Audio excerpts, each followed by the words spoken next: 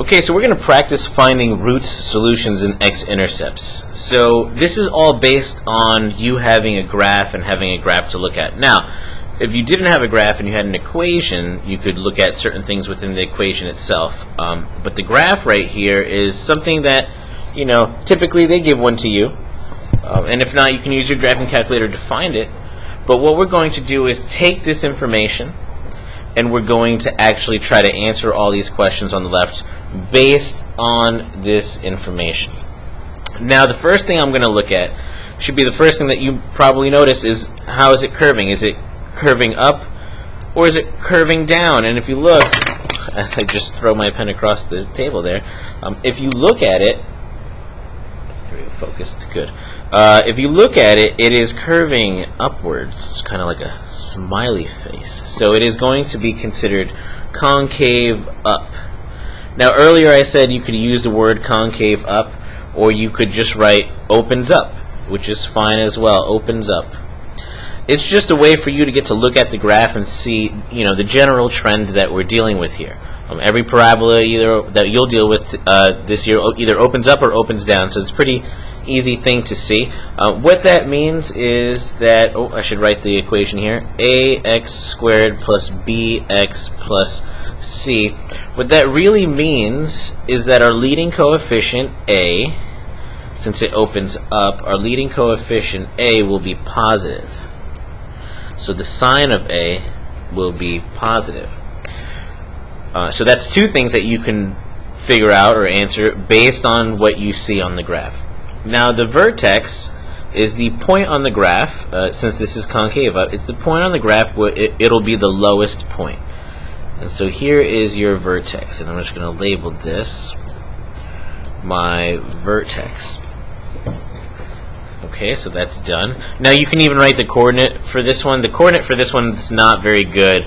Probably not the best example to give you to start out, but if I were to write this as an ordered pair, this would be the point, it appears to be the point 1.5, comma, negative 1, 2, 3, 4, 5, 6. We can call it negative 6. It's actually a little bit underneath it, but for right now, because I've kind of made my point relatively large, we'll call it negative 6. So if I ask you for the coordinate of the vertex, just know that you should find it by either being the lowest point or the highest point and writing the coordinates. It'll be the highest point if it opens downwards. Your vertex will be up there if it is opening downwards. So let's go over to letter D. How many zeros, roots, or solutions are there?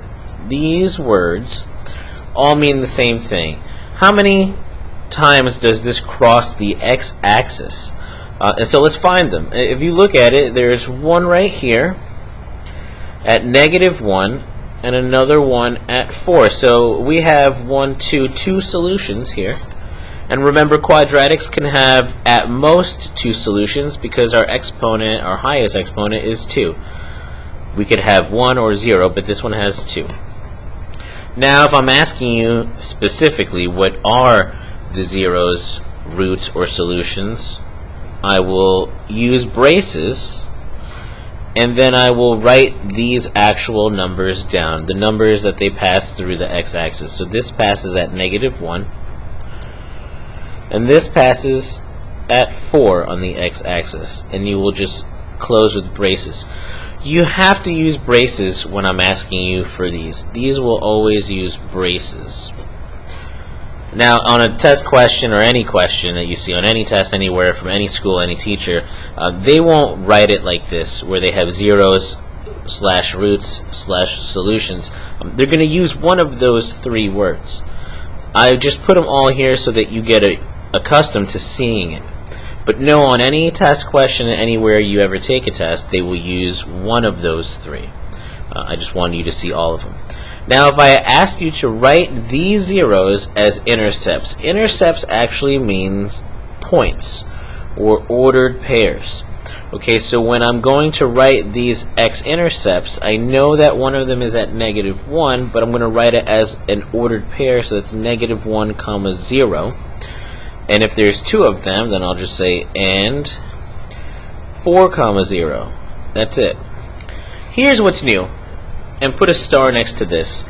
You just spent a unit on factoring. You know what all your factors look like. So when I'm trying to find these factors, what I'm going to do is write it like you usually do when you were factoring polynomials. I'm going to use parentheses for each factor. Since I have two roots, or two solutions, or two zeros, I am going to write two sets of parentheses. Now, just like when you factored here, for me to write these as a factor, and this is the key word here, is as a factor, I'm going to start it off by writing x and x, like most of our factors were when you were, factoring out trinomials and polynomials. And then I'm going to take these numbers. Remember, this is at -1, and for the factors, I'm going to use the opposite sign. So if that was -1, my factor here would be +1, x plus 1. Now for the factor of 4, or for this, when I'm going to write the factor that got me to this point right here, I'm going to use the opposite sign. That's a +4, so I'm going to use a -4 or a -4 there. And that is how you find your factors.